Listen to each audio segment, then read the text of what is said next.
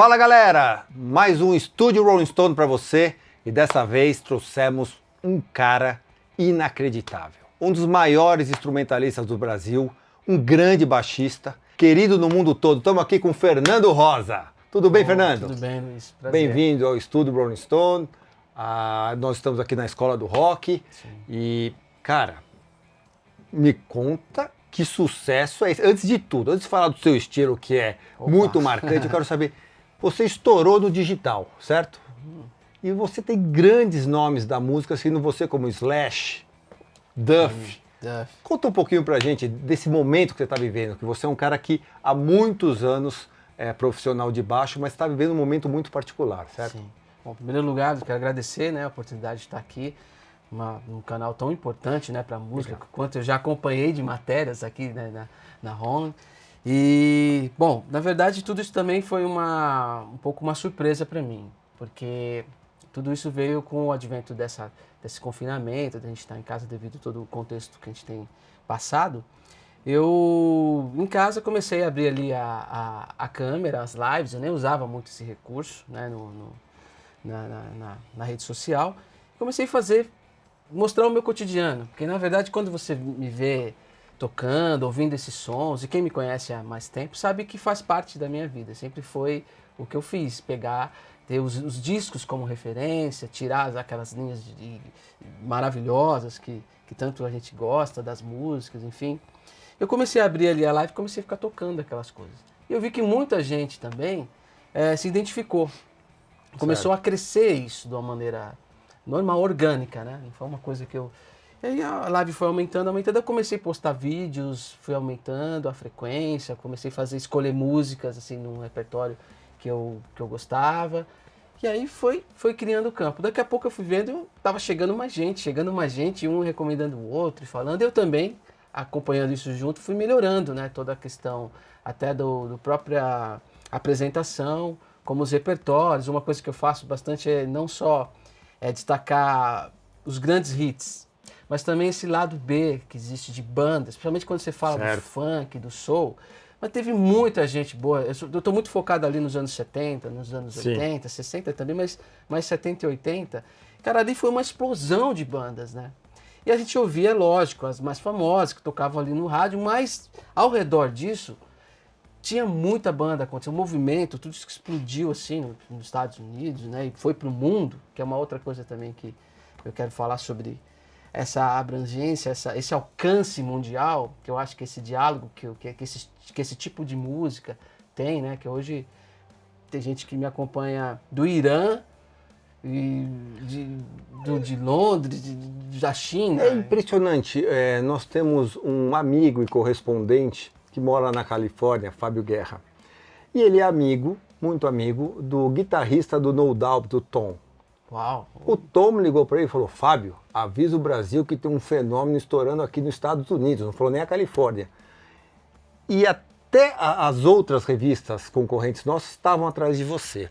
Então, para a gente, como brasileiro também, é uma grata surpresa ter um nome como o seu rodando o mundo e nos representando. E grandes nomes da música te seguindo. Sim, e esse crescimento aí, nossa, essa foi demais aí do Tom. Nem sabia, né? Não, nem sabia, cara. Novidade. Aliás, tô sempre sendo surpreendido, né? Como eu fui nas redes, quando o Lenny Kravitz me procurou, mandou mensagem para mim, falando do som. Então a gente... o Duff, né? Baixista do Guns, né? Que é um cara que eu ouvi muito, que tá presente na nossa história. O Slash, né, postou um vídeo esses dias mesmo, não tem muito tempo, lá no Reels dele, e outros caras que seguem, e muita gente que eu nem sabia. Aí tem atores, pessoal que faz seriados lá, eu vou descobrindo, né? Cara, eu fico muito feliz de poder ver o quanto que a música tem essa força, e quando é uma linguagem universal, né? E como as barreiras hoje são muito pequenas, né? Sim. Você já está no mundo, Fernando. Olha que coisa interessante. Eu não imaginava. Através também dessa fase, eu tive a oportunidade de gravar com o The Chemical Brothers, né? Que eu nunca pensei na minha vida que eu ia gravar. Ele me procurou, o Tom, querendo gravar algumas músicas. para, acho que alguns singles, algumas coisas que eles vão lançar, e também algumas levadas de baixo que eles queriam disparar no show. Olha e que tal. legal. Então eu gravei bastante coisa para o The The Chemical Chemical Brothers. Brothers. Eu nunca imaginei, né, isso. Então para mim também isso é uma coisa que eu fiquei muito surpreso. Eu acho que ele tem um fator de poder levar essas canções com muito respeito também que eu tenho, porque eu sempre tive isso de poder tocar grandes linhas de baixo que foi tocada pelo Brothers Johnson, Louis Johnson, Bernard Edwards e outros caras que a gente sabe que Prince está falando, Michael Jackson e essas bandas também que eu falei que são paralelas a tudo isso. Então eu tenho muito amor e eu fico muito feliz, cara, porque eu recebo vários convites nos Estados Unidos, às vezes para falar de soul, de funk, de fazer conferências. Funk americano, tá, funk galera? Americano. E eu fico assim, outro dia me chamaram para fazer uma homenagem a Shirley Jones, da The Jones Girls. Oh. Cara, eu falei, o cara me pegou lá no Brasil, né, para fazer uma homenagem, para eu tocar, tipo, uma música deles, né, e eu culturalmente não nasci lá, assim, mas eu absorvi isso de uma maneira que o próprio país que da onde veio isso, da onde principalmente veio esse estilo, me convidar para fazer uma homenagem a um artista americano, eu sendo latino, sendo... Que é outra coisa interessante, Fernando. Nós conversamos com alguns parceiros seus mais antigos para saber de seu estilo. Eles falaram, Fernando sempre foi muito estiloso. E esse estilo anos 70, 80 que você veste, mas você veste sempre? Você sempre vestiu? Visto sempre, tá? Você se veste assim no dia a dia ou é só o personagem Fernando, o músico, ou não? É o Fernando? Não, eu me visto assim no dia a dia, até que você for andar no meu bairro lá, você vai achar minha casa rapidinho. Onde mora o cara setentista de Black Power, barbudo, é ali. Né?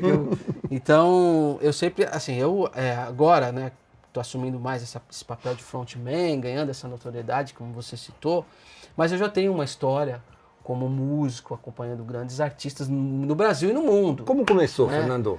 Cara, eu comecei muito cedo, né, assim, eu acho que em torno de 13, 14 anos, tocando violão na escola, quando abri um curso ali, eu comecei a tocar. E logo fui pro contrabaixo, montaram uma banda ali. Aí você vai tocar o quê? Já tem 2 guitarras, pega o baixo. Aí descobri o baixo. E aí me apaixonei. E aí fui já profissionalmente com 16 anos, já estava tocando, 15, 16 anos, já estava tocando profissionalmente, já recebendo assim pelo profissional. Profissional, já fazendo, nem podia, até foram falar com os meus pais que eu era menor, né? Menor de idade. Então começou, aí isso veio minha trajetória, comecei atuando, sou de São Paulo, né? Capital, e comecei a tocar com bandas, foi crescendo até eu chegar em grandes artistas, ao qual recentemente tenho um trabalho com o Ed Mota, é um artista que eu também tenho grande referência, né? E também excursionei o mundo fazendo turnês com tipo, mas também dentro do jazz, né? O pessoal tá vendo essa temática mais funk soul, R&B, mas eu tenho um pé muito dentro do jazz por eu ter trabalhado com grandes artistas como Sammy Figueroa, como Chico Pinheiro, excursionamos também. Sim. Junto, gravei com Bob Mintzer, com Randy Brecker, né, com Adam Rogers, caras que são do jazz, que estão bem referências dentro do estilo. E sempre com esse pé, essa veia do funk, foi essa paixão quando eu comecei a tocar, quando eu ouvi as linhas de baixo do Virginia White, do Hurt, essa coisa do Louis Johnson, que aquilo me pegou, assim como o Jaco, né? Então eu ouvi a coisa do Jaco, a coisa do funk. O Jaco é só difícil tocar naquele baixo, né? Sem traste, mas... Nossa, o Jaco é nossa, fenômeno. É uma referência, né? Nossa. Fernando, você toca mais a black music, soul, disco, anos... Se eu errar, por favor, me corrija, anos 70, 80, sim, né? Sim.